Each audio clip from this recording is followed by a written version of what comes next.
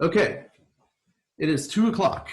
Thank you very much for coming to our weekly group session.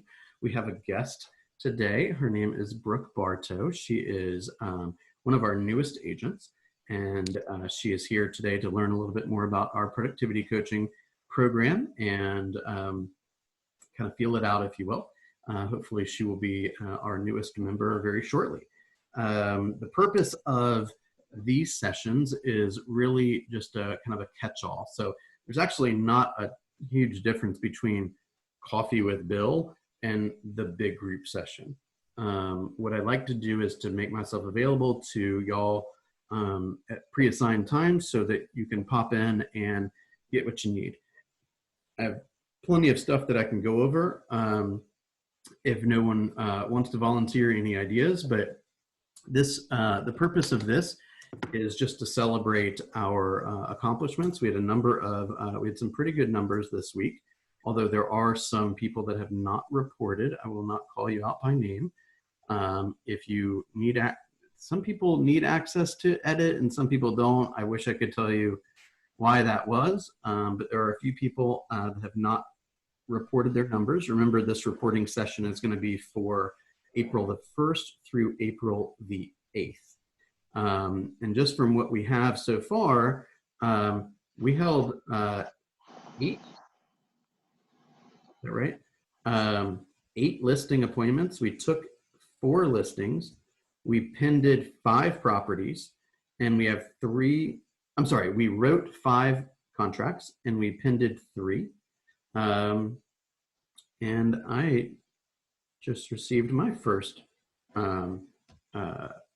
check for being the group's coach. So congratulations, guys. Tell me, do we have any questions about the reporting? I don't have a question, but the first time I tried to log in to do my reporting, it said that I needed permission. Yes.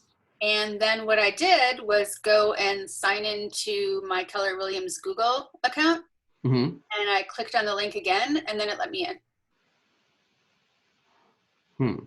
So the reason I actually don't have any idea why that happened. So if there are people that can't get in or needed those permissions, make sure that they're logged into their Google account or wherever that you invited them to, whatever email address you sent it to. Oh, when they click the link. Yeah. Okay. It probably didn't make a difference for me because I'm logged in all the time. Right. But for me, like I had turned my computer off and I wasn't logged in.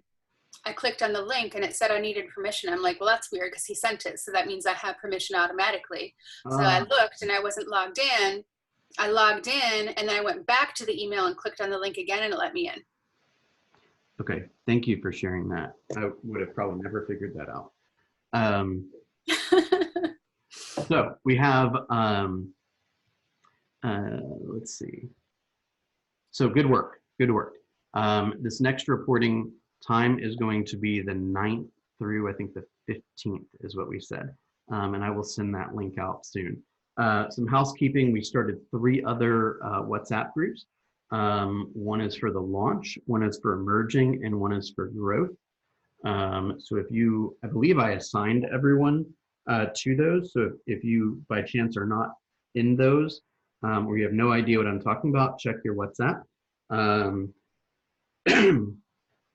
Heather Mueller was kind enough to do some design work for us, and as a result we have some icons for all of our groups. We have an icon for the launch, emerging, growth, and we also have an icon for like a image thing for the announcements page and for the help group. So there should be no shortage of avenues where you can get help. There was also an email sent out on Friday, just to make sure that you guys caught this, that announced that there are 2 what we're calling mentors, office mentors. And those are going to be Kathy Ray, who is in our group, and Susan Corley, who are going to be available to basically any kind of questions that you have, whether they be contract questions or, you're having a tech challenge or dot loop challenge, or, just something that that one of the local agents can help you with. If the topic is more a kind of how do I say this? If it's like a little hairier, right? If it's something that's more broker related, then obviously Melba is the point person for that. But if you need to know like how to fill out a contract, or you need to know how to, put together a CMA, or you need to know how to, how many days is a due diligence period or something like that, you can either ask within this group, you can reach out to me, but we have assigned Susan and Kathy to serve that role for the Market Center. Any questions on that? Okay. I'll just touch on this idea one more time because it's so important, and I want I think Brooke and Ashley and Pam may not have heard this earlier. If you are involved in training with our Market Center, and what we call training is having gone to 2 training classes per month, even hopping on one of these Zooms, then your gross commission income is almost 64% higher than those agents that do not. So obviously you need to go, but you also need to take what you've learned and put it into your business for it to really work. But if you want a raise, if you want to increase your salary by 64%, then please plug into the 11 o'clock calls and the 2 o'clock calls with B&D, and thank you again for coming to all these. All right, we have had a couple pieces of homework over the last few weeks. We have all committed to getting taking one listing before the end of April. How are we doing on that? I have a listing appointment scheduled for tomorrow, and I have a listing coming up, and I'm working with a buyer, so I have a couple of questions, but I'll talk to you offline, I guess. I don't know if it needs to be addressed by the whole group. Okay, no problem. Call me when you can, and we'll go through it all. All right, thank you. It sounds like I need to adjust my goal or my agreement. Yeah, we obviously have some limitations for you. So, so I guess I'm adjusting my agreement to be, instead of I'm getting a listing by the end of the month, I will have, I don't know if it's better to say I will have contacted X number of people in my database, or if it's better to say I will try to get a referral to give to somebody else. I would say let's build your database to a certain number. Okay. Okay. So I'll think about that, and if you want to give me a number that you think is reasonable. Yeah, that's what I'm about to review with everybody. So according to the new MREA book, MREA 2, they say that a database that is properly communicated with, systematically and consistently communicated with, which in their eyes is a 36 touch, will yield 10% of the size of the database in closed units. Okay, so that means that if you want, let's say, 20 home sales in a year, then you need to have a database of 200 minimum that are properly communicated with. Those 20 people will not necessarily be the ones in your database. They say probably around half of them will come from people in your database, and the other half will come from people that those people know, right? So probably 10 of the 200 will transact business, and a different 10 of the 200 will put you in touch with somebody who will transact business. Okay, so I would just take the number. A good place to start, Heather, would be take the number of transactions that you want to have this year based on your income goals, and multiply that by 10, and that should be the size of your database. Now, okay, I have a database of probably around 700 or so people, and the truth of the matter is if I was sitting in a Starbucks and all 700 people walked in the door and were told Bill's in the building, how many people would actually know who the hell I am, right? Meaning some of those people I've never met. Some of those people I may have replied to a sign call, but then it didn't fit them, and I kept in touch with them, or they clicked on a Facebook ad or something like that. We never forged a relationship. right? That's okay. They still need to be communicated with, but they're going to be communicated with less. I'm not going to spend a ton of money communicating with them. These are people that know and trust you, right? And the goal with every conversation is to either get data or update data.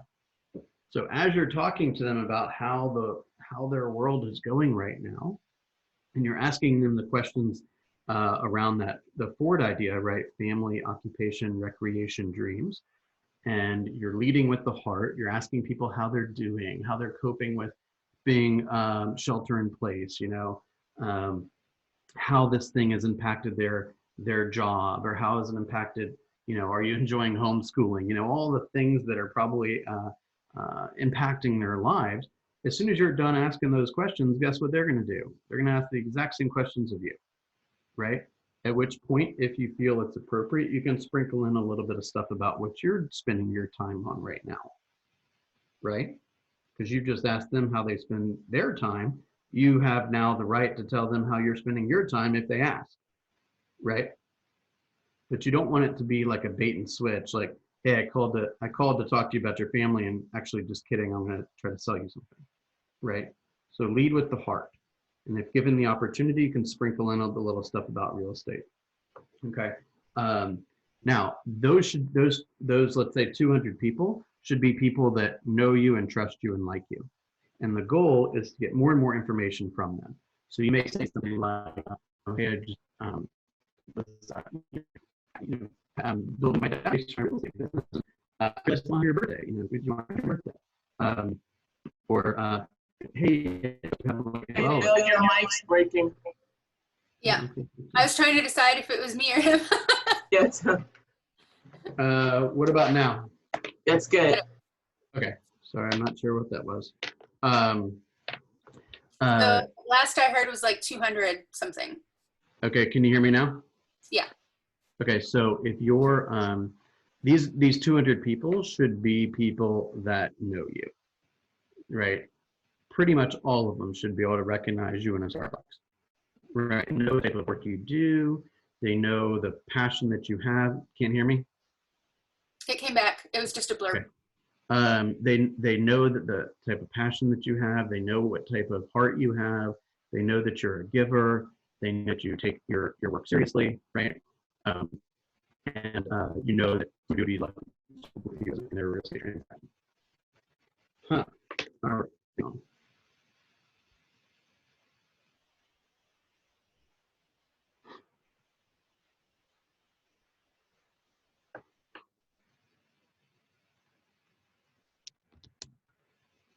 Can you hear me now? No. Now? That's good. Yeah. All right. Sorry, guys. Okay. That makes sense, everyone? Yes. Okay, beautiful. So the goal is to update that data as frequently as you get an opportunity. So if, for example, they say, oh my gosh, Skippy, he's just gone crazy. He's used to having no one at home, and now he's got all the kids at home all day long. He's like, oh, Skippy. And then you find out Skippy's the dog, put it in the database, okay? Now, next time you're on the phone with them, you can ask them how Skippy is, and they'll be like, oh my gosh, this person is awesome, right? Mm-hmm. Or they'll say, hey, my daughter Jan, she just got into Georgia Tech. Okay, cool, Georgia Tech, Jan, right? Next time you're on the phone with them, hey, how's Jan enjoying Georgia Tech? See what I'm saying? Mm-hmm. So you're updating data and getting data all the time, right? You find out they love to play golf, or they love to go to this particular resort in Florida, or they love to go to Disney World, or they love this particular type of all information that you can help them, that you can use when necessary, right? So now when they send you a piece of business, you can send them a bottle of wine that they already told you they like. Make sense? Yes. You're not just like generically sending like an Amazon gift card to somebody, right? You're trying to make it as personalized as possible. Make sense? Yeah. Okay. We also talked about last week, and I wanted to see if anyone gave this any more thought. What is keeping you from being a great agent? Does anyone want to be vulnerable today? I can do that. I can too, so go ahead. All right, we'll start with Heather. As you know, I cannot stand making calls. So that is what keeps me from being a great agent. I'm a pretty damn good agent. Sometimes I'm great. I would say I'm pretty great outside of the phone calls, but regardless, today I called someone who I last called on March 23rd, and I put it in the WhatsApp just for a lesson to you all. I called her and I spoke to her and she was like, "Oh my God, Heather, we just signed a buyer's brokerage agreement with someone 2 minutes before you called me." And if I would have called her last week, I would have been the one who she signed with. So that was a huge lesson for me today, to just suck it up and make these calls. Yep. And so I did speak to 24 people today. Beautiful. Yeah, because So- that was all the motivation I needed. Realizing that I lost and then kicking some butt. So I'm going to give you a couple thoughts. Thank you for sharing that. You've got a great attitude, because that would have pissed me off. Oh my God. I was like almost in tears, and I actually wrote next to her name, I wrote, "I'm so sad. This is crushing." Yeah. So. Don't forget that at the end of most conversations, if you're in transaction with somebody, one of the last things that you should say on the phone with them is, "Here's what's going to happen next." Right? Remember, you're the guide. It's like, you ever do the trust walks and stuff, and the person's got their blindfold on and you've got your hands on their shoulders and you're kind of moving them this way to get around that obstacle. They don't know what the hell's going on. Okay? They don't do this every day. You're the one that does it every day. So you have to be the guide. So here's what's going to happen next, Alicia. We're going to get the appraisal back. And if it's high, this is what happens. And if it's low, this is what happens. Got it? Do you have any questions? Perfect. Right. That way you don't have to explain everything to them during dinner time. You can explain it when it's convenient to you. Okay. And if you're in the courting process with somebody, one of the very last things that you should say to them is, "Now, when should I call you next? Or when would you like me to follow up?" Right. So there may have been there may have been some hints that this person might have been eager to engage a real estate agent back on March 23rd that you may have missed. Mm-hmm. Right. Yeah. And so remember that we need to do a lot of listening. And I'm not saying you screwed it up. No, I mean, I obviously did. Well, see, the thing is there's very little you can control once you get done talking. So the Right. part that you can control is, I want to know when the next time I should speak to you is. It sounds like you're getting ready to take some action, and I want to be that person. So don't make any real estate decisions without speaking to me first. That was the phrase that I can't even tell you how much money I made from that phrase. Okay. I had a flooring guy that would look people that hired him to do flooring in the face and say, "Do not make a real estate decision without speaking to Bill first. Are you clear?" And they'd say, "Yeah." And he's like, "I'm serious. Are you clear?"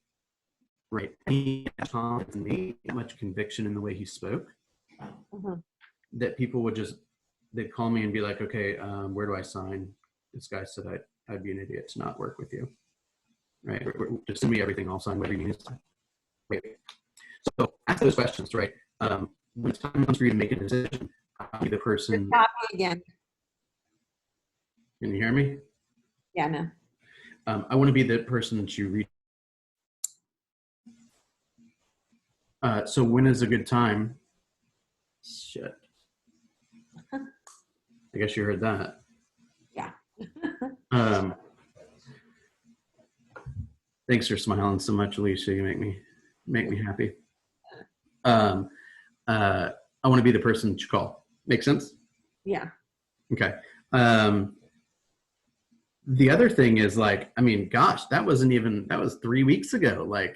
If you may not have gotten any clue that they were ready to take action. I mean, the vast majority of us wouldn't call somebody that they just talked to 3 weeks ago. So, Right.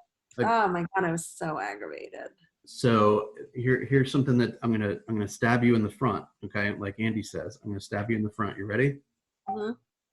Do you believe that there is a connection between the fact that you are going to need to make some phone calls in the likelihood of you having 22 transactions this year? Absolutely. Good. And now more than ever, I mean, 110%. Normally I'd say, no, I'm just going to door knock and hold open houses and hit my database and, the people who always give me good referrals. But right now, yeah, while I'm quarantined and stuck in my house, hell yeah. Now, I would probably also I would probably just laugh at that one a little bit.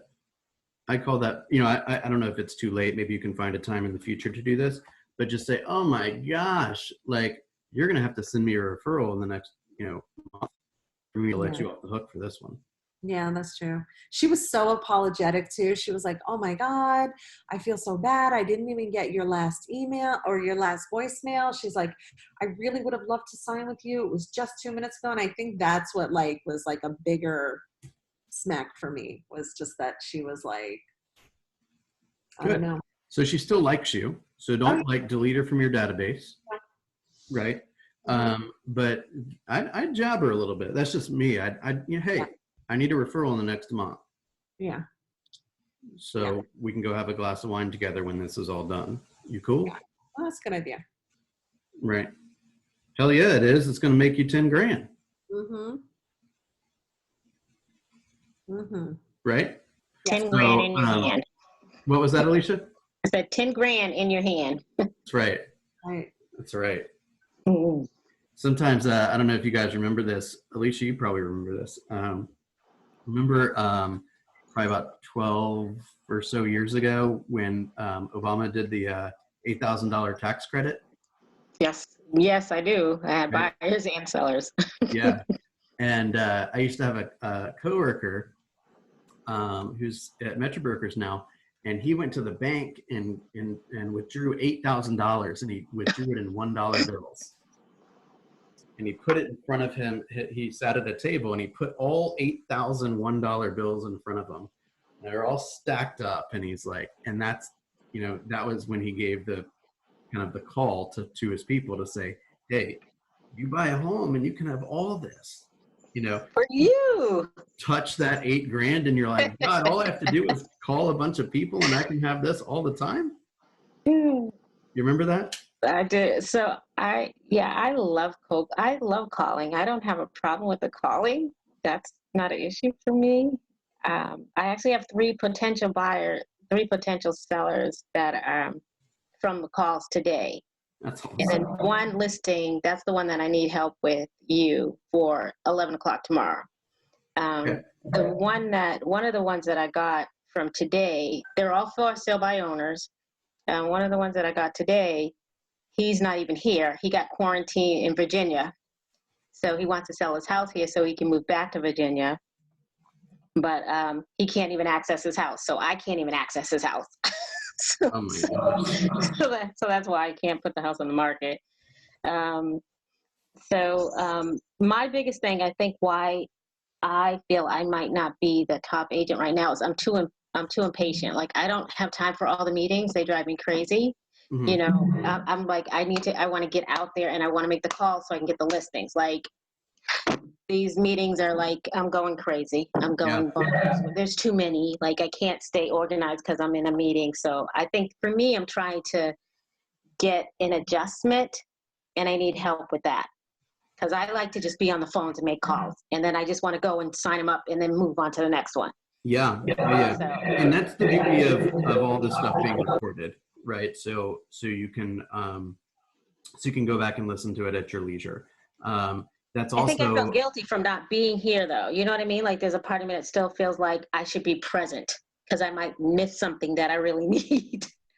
So it's a conundrum. I mean, that's kind of I'm trying to solve that problem, and I appreciate you being open about this because you're probably not the only one experiencing this, right?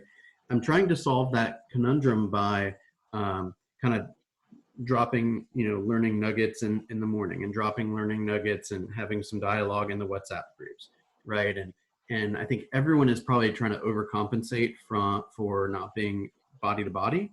And so it's like Zoom call here, Zoom call there, Zoom call here, Zoom call there.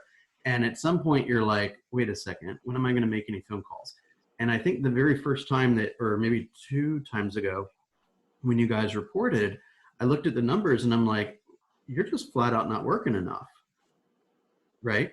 And I think that, and I mean, look, I feel better about myself if I can be vulnerable when I got 15 people on the call than when I have 2. Yeah. The fact is if you put up good numbers, then we're all happy. Right. Right. And so, you know, I think that if Alicia is not in the room, she's on the phone. Okay. And if she Yeah. puts up bad numbers, then we're all gonna see it, and then she needs to be in the room again. Got it. Okay? So now you have permission to go do what you need to do to hit your goals, because Thank you. as much as you love me, I'm gonna go out on a limb and say you love yourself and your family more. Yes? I do. And I even had that, me and Heather even had that conversation. I was like, I need to get on the phone. We need to get on the phones. Like, I'm used to being on the phones, and I'm in Zoom land all the time. So it's kind of hard to figure out. Well, and I think that perception is so important. I think you and I are very similar in that we have a high sense of responsibility and a high sense of ethics. And when we agree to do something, we're going to do it. And so if we say, okay, I'm going to be on this group, and I said I'm going to be coachable, and to be coachable, I need to be available. Be present, right? On right? the call, I'm not being available, so I'm not upholding the agreement that I made. So honestly, that's why we kind of scaled back the. I had this conversation. Go ahead, Heather. I had this conversation with Sadia on Saturday. I think it was Saturday. She called me, Sadia. She was writing a contract on her own house and she needed help. Nice. And she told me that she has been missing the meetings because she feels very overwhelmed. And my advice to her was the same with Zoom, and it'll be the same when we go back to office. Keller Williams just offers so much training. You have to pick and choose what you can attend and what you cannot attend, what's important to you, what speaks to you, what you can show up for, and what you know you can step back from. Right. You know, Yeah, that would be helpful. But when you're new, like, you know, coming from Metro to here, you know, I want to be able to get what I'm missing. So I'm thinking, okay, I need to get on this call. And in the interim, I'm like, okay, I can do my phone calls in the evening. And then in the evening, it's 5 o'clock. And I'm a morning person. I'm up at 5. So for me, anything after 3:30, I'm just like, I'm not even registering it. I'm just totally, I'm in the bed by 8. So here's what I would say to that, guys. It kind of goes back to what we talked about a little earlier, which is knowing what work is, right? Yeah. Right? But it helped that you said it's okay to get on the phone. Like when you do your job for the day, you should be able to put your stuff away and go be not at work. And that A-type personality kicks in all over again. Well, I guess you have to ask yourself a question, which is the energy that I'm feeling, is the stress that I'm feeling, is this helping me? Mm-hmm. Right? And if you're not where you want to be, then you have to reevaluate how you're spending your time. Mm-hmm. And if that attitude, I'm not saying it's right or wrong, but if it's causing you stress and it's not serving you and your family and your clients, then it probably deserves to be evaluated. Right? So number one, it goes back to like, we all know that if we take care of the big rocks each day, then we'll all be good. And that's part of the reason why we cut back a little bit on how many meetings our group was having, right? So ideally what we have is from 8:30 to 9, you go and you get your energy up, you see your peers, you know, you see your accountability partner, you get excited, you celebrate some people that are doing well, you help some people, you know, through a struggle. 9 o'clock, you're off the phone. You're practicing a little bit in the open room. Then you're on the phone till 11 or just before 11, and you've made your contacts for the day. Maybe you know, hop on it towards the end of the day and make some more contacts, and then you can choose. Especially now, a good bit of the rest of your day is either going to be hitting the phones more or learning more, right? And that's why, like, for the last year and a half, and I suspect Aubrey will do the same thing, is we never had anything during lead gen time. Whenever somebody wanted to come and do a class after 11, no negotiation on that. We respect lead generation time. Tough. We'll see you after 11. You don't like that? You can't talk here. Right? And that's the way that we've been. When we were discussing what time this 11 o'clock call was going to be, I said, no, we cannot do it during lead gen time. 11 o'clock at the earliest. It's non-negotiable, right? And that protects your time. And so there's no expectation. There's no like competing class. Now I will admit this week and next week, because I'm out 2 weeks, I'm going to cram the masterminds into that time. But our goal is to have you come in ideally every morning, once a week for the appropriate group meeting and once a week for the big session, both of which are outside of lead gen time. And if the topic for the class or the 1 or 2 classes for the week are appealing to you, then hop in. If they conflict with your desires, then listen to them later. And if they're not about something you care about, then don't even bother. Go hit the phones, go be with your family. Got it. Make sense? Yeah, that was very helpful. I think for me, it was that commitment because I was like, okay, I got this one. Okay, I got this one. Okay, I should be on this one. And then I was like, okay, now I need to, and I know I need to make calls because I know, you know, I'm dialing for dollars, so to speak. Well, in a like sense. I used to say, like, you know, when somebody would say, oh, well, I love my broker. I said, well, I didn't ask you if you loved your broker. I assumed you loved your broker because you're still there. Okay. I didn't ask you that. I asked you whether you're on track to hit your goals. Right. Well, no. So you want to sell 15 homes and you've sold 3 so far this year. That is going to cost you about $80,000. So again, what are you going to do to make up that gap? Right? I didn't ask you if you loved your broker. I didn't call to talk about how much you loved your broker. I called to talk about whether you're on track to hit your goals. Does that make sense? Mm-hmm. So Yeah. you love your broker more than your wife? Because your wife's probably pretty pissed you're off track. Now, what are we going to do about it? Right? Yeah, Am I crazy? had. Yeah, no, yeah, I'm good now. So the Now person you that should be we're the good, most I can, loyal to right, is is me yourself. and my family. That's right. Yeah. And as I was saying to Brooke earlier, I said the brokerage's job is to execute on the value proposition, right? So if Alicia, I told you, hey, why don't you come over to Keller Williams? We do boom, boom, boom, boom, boom, boom, boom, boom, boom. And you're like, wow. And then you sign the paperwork and you come and you're like, wait, where's all that stuff? And I'm like, it's just kidding. I just wanted you to come. You're like, peace out. Ain't staying here, right? Right. And if all of a sudden we stop executing on all the things we do and we don't believe in the things we said we believed in and we don't pour into you like we told you we would and all these things, then you're like, hey, I'm a businesswoman and I'm smart and I'm going to go somewhere where I'm getting what I need. Right? Mm-hmm. So as long as we continue to do what we need to do to support you, we don't have that risk. Sure. Right? They say an agent stays at a market center for 2 reasons. They're making money and they have a friend. And the second they quit making money, or the second they lose their friend, they're a flight risk. Jeez. Oh my gosh, really? Makes sense. I mean, I know that sounds like super simplified, but if you don't feel supported and you don't feel like you have somebody to talk to and you don't have, you know, a shoulder to cry on or somebody to complain to or somebody to celebrate with, and you broke, well, what exactly are we doing? Mm-hmm. Right? We have to earn our relationship every single day. Yeah.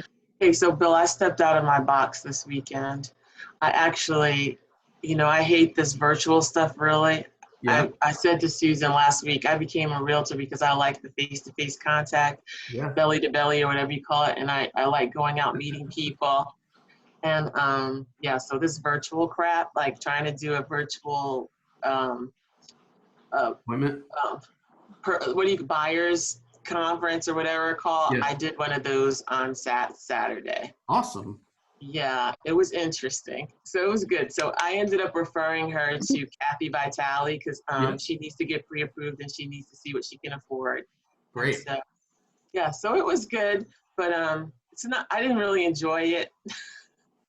Still feels weird to me. Yeah, it's again, it kind of goes back to like there is no other option right now. Like you can't choose to do it the other way. And so you just got to roll with the punches, and it won't always be like this, but you're just developing your skills even better now. And you know, they say we got to get comfortable with the monotony of success, right? Putting on the headset every day and hitting the phones and adding people to the database and saying the same over and over again and going back to the bank, back to the bank, back to the bank, right? Does that make sense? You broke up a little bit. Yeah. I don't, if you know me for 5 minutes, you know it's not all about the money, right? But they say money isn't everything, but not having money is everything, right? And we are in unprecedented times. 10 million people filed for unemployment in the last like 2 weeks, right? You need to like quadruple the amount of work you're doing right now, if not more, right? And there are people that want to talk to you too, especially when I'm on the phone. I'm surprised everybody is picking up. Before it's normally like click, click, click, or no, no, no. Because they're so desperate to have a conversation with somebody because they're just like Kim. Yeah, I had one conversation. He just kept talking, but the good thing is that the people that I'm talking to said that they are speaking with Keller Williams agents. So Hey, awesome. we're doing something right. Sounds like we should meet. Remember that script? Yeah. Yes, that's awesome. Sounds like we should meet. Sounds like we should meet. Sounds like we should meet. Hey, you hate realtors? Hey, sounds like we should meet. Yeah. Right? I mean, my wife was outside with the kids a few days ago, and she's talking to like the 11-year-old son across the street. And I'm watching her. She's out there for like 30 minutes having a 30-minute conversation with an 11-year-old. And I'm like, oh my gosh, this woman is starving to have a human interaction with somebody. Yeah. Yeah. You know what I'm saying? Like these people want to talk, especially They do. if you ask them questions about themselves, they'll talk all day long, right? Yeah. Yeah. They definitely want to talk. Yes. All right. Tell me more.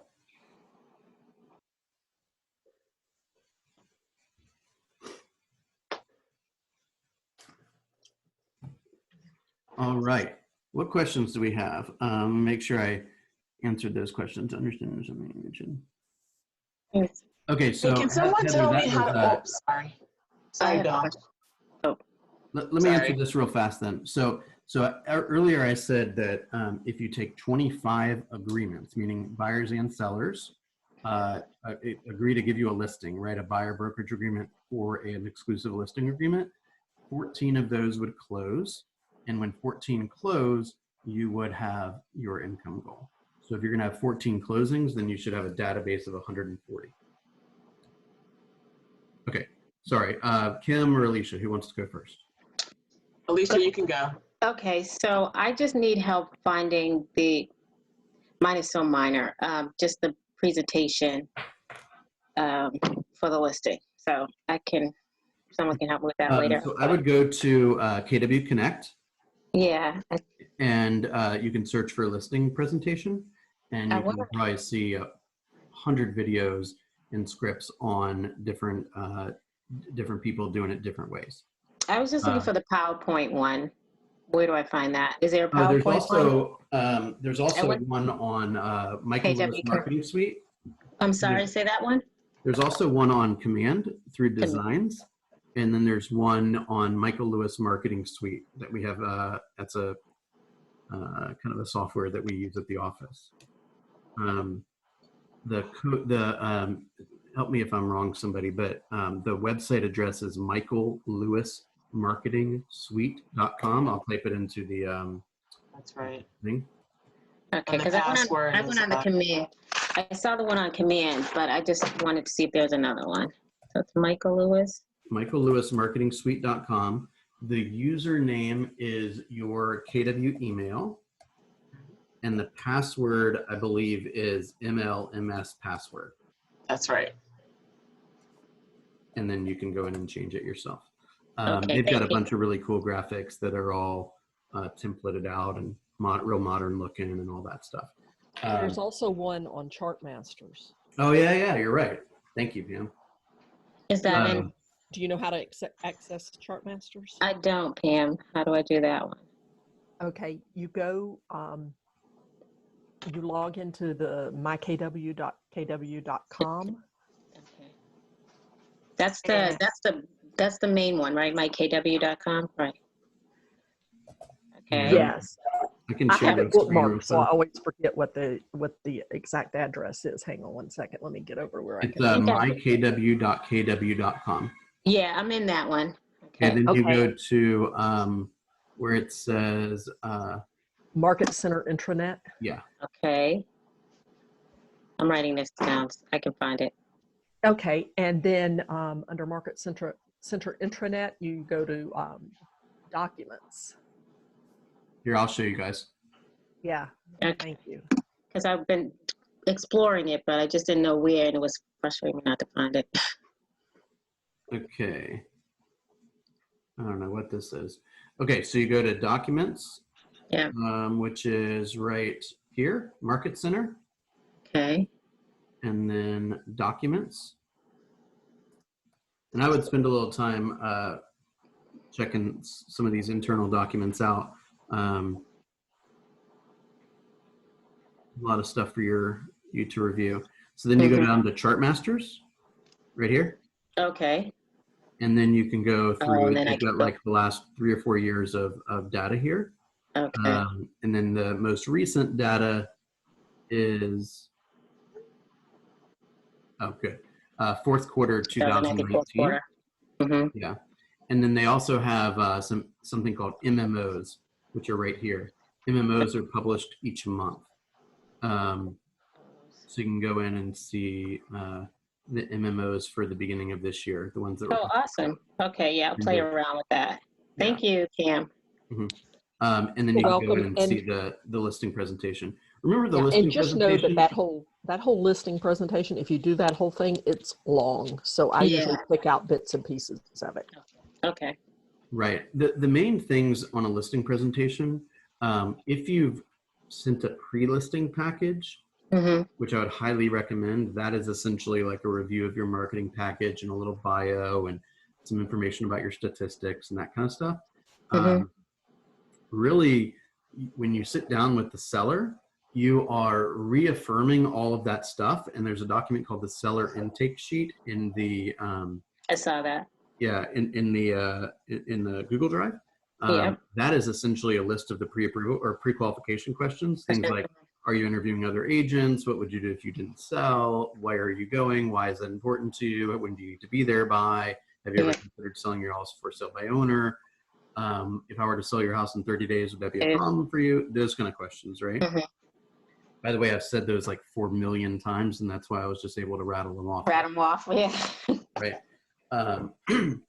So I would have that form next to your phone when you're prospecting, because you never know when you're like, hey, you sound like a seller. I got some questions for you. Hey, you sound like a buyer. I got some questions for you. Right. By the way, that's the sheet that you then use to data input that into your database or pay somebody else to do that. Right. So I would like take a picture of it and send it to my VA, and then she would put it into the system when I was sleeping. Okay. Right? I wake up the next day and poof, it's there. Right. And make it sound like a conversation, not I'm going down on my list of questions. I think it's very conversational. Yeah. Yeah. It's a second home for them. So. Yeah. And so the listing presentation, I don't think you need to rattle off 80 pages of graphs and all that. You basically have 5 or 10 slides that are relevant to the market that they are part of, and you're ready to pull them out at any time if they want to balk at the price or they don't understand what the market is right now and these kind of things. So it's mostly asking questions about why they want to sell their property and what are their motivations behind it. And then showing them an analysis of some of the comparables and essentially making them feel like they're a buyer, right? If you were going to buy this home, which other properties might you consider? So you're going to consider homes that are a little bit less expensive, a little bit more expensive, roughly the same size, roughly the same area, a mile or two, right? Same school district. Okay, here's one for $350. It's been on the market for 2 months. It's got a finished basement and 5 bedrooms. You have 4 bedrooms, no finished basement, and wallpaper from the 80s. You ain't getting $350, Right. right? Because anyone in the market for $350 is going to buy this one, right? I don't care if you have brand new knobs. Make sense? Yeah, Now, definitely. you got to be a little bit more gentle than that, of course, right? But you say, hey, you know, part of my job is to help you think like a buyer. So here are some of the other homes that are going to be available that your prospective buyer might consider when they're buying your property. And you want to try to find some that are a little less expensive and a little bit inferior to the subject property, and then a couple that are a little bit more expensive and superior to the subject property, and create that bracket, right? But it's not an opportunity for you to do a ton of talking. Remember, it's mostly you asking questions. Okay. I mean, there's times where you, like, let's say you have an hour-long coffee date with somebody and you spend most of the time talking. You leave the coffee date and you're like, wow, that was kind of cool. I had a lot of fun. Right? Because you talked the whole time. Right? So imagine if I just asked a bunch of strategic questions in a strategic order and let them do most of the talking, which is pretty much the exact opposite of what the average real estate agent's going to do. They're going to leave that meeting like, oh my gosh, she asked me so many questions about the way I felt and why that was important to me, right? And what my goals were. And she was so patient with me and she just let me talk. It felt so good. I want to do that more. Oh, she says I need to sign some paperwork to do that? Great. Where do I sign? And speaking of paperwork, are we using Dotloop or DocuSign? I've used both. So which one are we? I think we're still in Dotloop. Dotloop? And Okay. either way, you can use Dotloop and then drag it into DocuSign if you need to. Okay. If you're more comfortable with Dotloop, which most of us probably are. Okay, what other questions do we have? Well, I just wanted to ask about FMLS. If someone could answer, how do you isolate just new subdivisions or new builds on FMLS if you're doing a search? I just do that by the age. So like year built. Okay. And I would say like, let's say 2018 or something. Okay. 2018 and newer. And that also reminds me, don't just like the data is easy to come by now. And so when somebody says like, you know, send me new homes in Alpharetta up to 600,000, right? There may be something in there that was mislabeled, or it's actually not new. It's in a new neighborhood, but it's a resale or something like that. So like send them 200 listings, right? Just take an extra minute to narrow it down and to make sure there was no mistakes. You know, like don't send them, you know, maybe something should have been in area 31, but it was labeled 131, and then it just looks like you're sloppy, right? Just take an extra second to look through the list and make sure it's right, and never send them 200 homes unless you're trying to prove a point, right? Right. And the point is that we both need to ask each other some more questions, right? I was told at one point, which I thought it was crazy talk when I first heard it. John Prescott, the leader, the president of Bold, told me one time, he says, if you show a buyer more than 5 homes, one of 2 things is going on. Either you don't know the market good enough or you haven't asked enough questions. Right? So what does a big living room look like to you? Or your buyer's a total pain in the ass. Most of them are. Let's be more realistic too. Well, and you know, a lot of times it's a learning process for them. They see the pictures online, but they have no perception of size. Oh, do you just think everything is like House Hunters, and it's, you know. They do. And Good. You like Really house do. hunters? We're going to 3 homes. You're going to buy one. exactly. Pick one. Let's sit at the table. I'll even give you another one, but I'm bringing the paperwork. Yeah. I just wanted to tell you too, there's also a category in FMLS called property condition, and it has new construction and under construction and to be built in it. Oh, thank you. But sometimes if you get too detailed and things like that, you miss things. You miss, So you miss it. Yeah. Right. So I think bills is probably the better idea. Yeah, and the other thing is, you want to have that conversation with them early about how the being a buyer works. Like I used to say two things very, very, very early, like first call early. I'd say there's two big advantages to working with a buyer's agent. Number one is you don't have to pay for professional representation. Okay, seller's going to pay for that.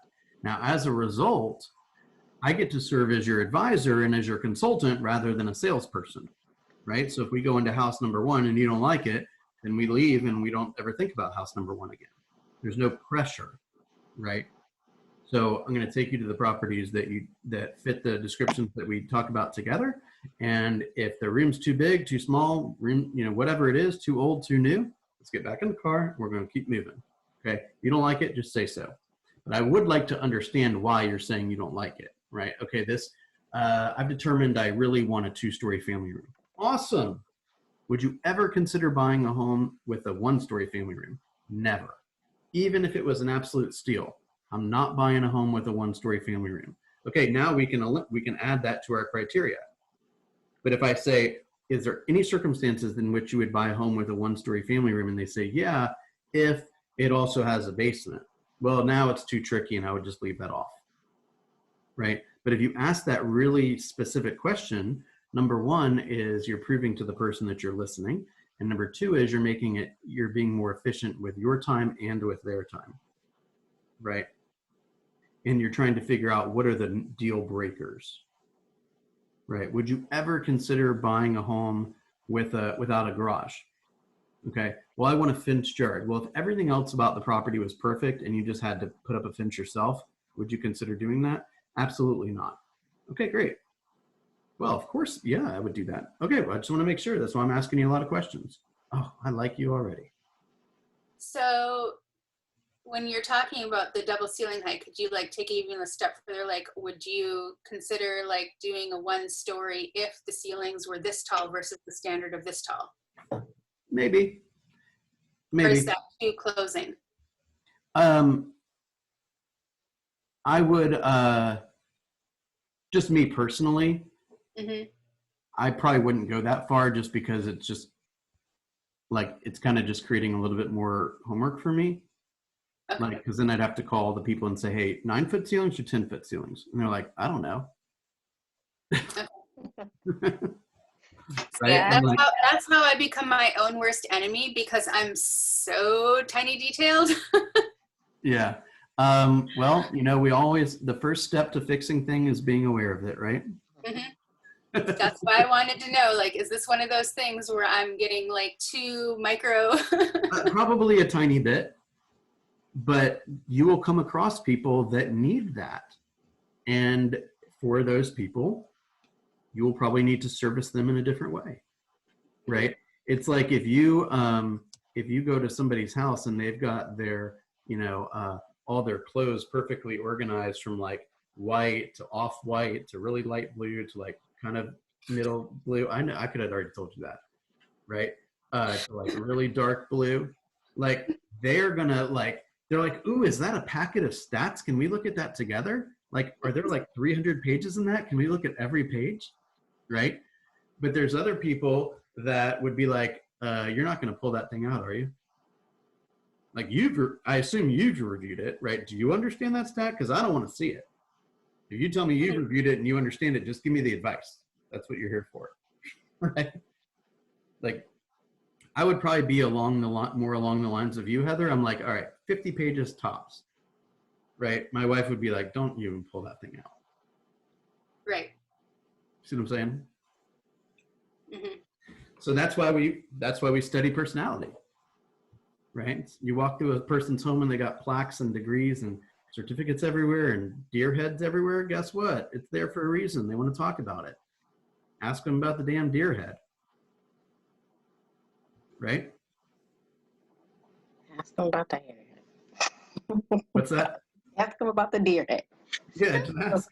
Right? They want to talk about it. Hey, where'd you kill that thing? Or animal. I'm laughing because I grew up in Northwoods, Minnesota, and everybody has all this stuff. And I grew up and my parents above their head. It's not even in the other room, but they go hunting every year and we always used it all for food. But I grew up and above their headboard, they had like 6 antlers like going across. And my mom used them for hanging things on. So she would have like one of the antlers had a roll of toilet paper on it and she could just pull it down and it was just like, and so I'm one of those like opposite. If you ever find somebody in Atlanta that has that, you will have an instant connection with them. Run away. They say like, I used to be in I think I mentioned this here before. I used to be in a B&I. work group. Yeah. Mm-hmm. And we used to do these exercises where we would pretend like we were a networking event. So it wouldn't be like just my group. We'd get together with like a bunch of groups. So there'd be a bunch of people we didn't know there. And we were tasked with like networking in like a constructive way, for lack of a better way to put it, right? Like a way that will actually work, right? Rather than just slinging your card at a bunch of people who are going to toss it, right? And what we do is we would see how quickly we could identify something that myself and the person that I was speaking to had something in common.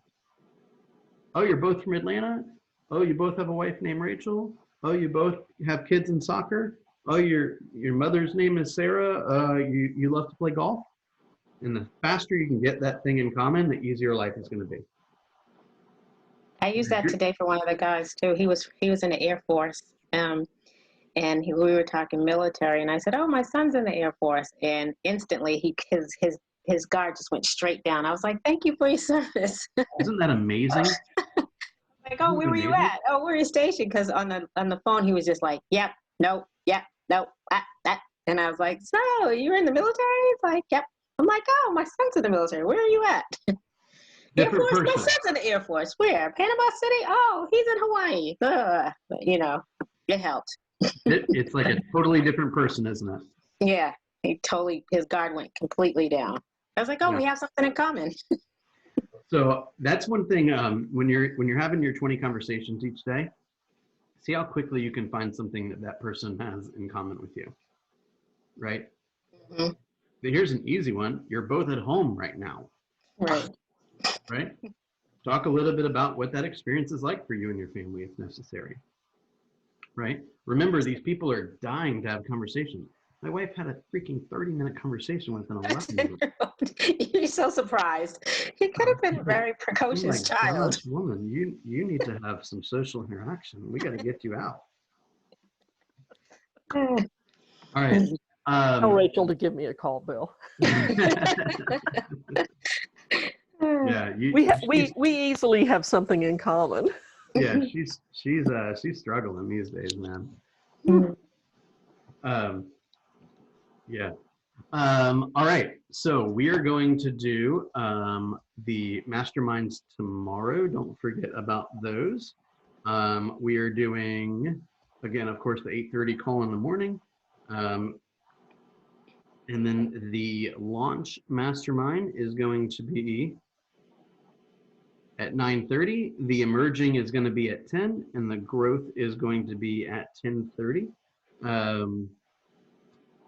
Remember, if you have not signed up for a one-on-one with me, please follow the link in the email I sent out Sunday. If you have not submitted your numbers, please do so. If you need to ask me for permission to share it or whatever, just let me know. And what we realized, I forget which call we did this on, but if you are not logged into your Google account at the time you click the link, then I think it's going to ask you for permission. If you are logged in, you should be able to get in right away. So thank you, Heather, for that. And I've been really proud to log onto the WhatsApp on Saturday night and see like 80 messages on one board and 60 on the other board. I'm really proud of the community we're building here. So thank you very much for all your hard work. and we'll see you in the morning. All right. See everybody later. All Bye. right. Bye-bye. Hi, thank you. Bye. Bye, everybody. Thank you. Bye. Bye.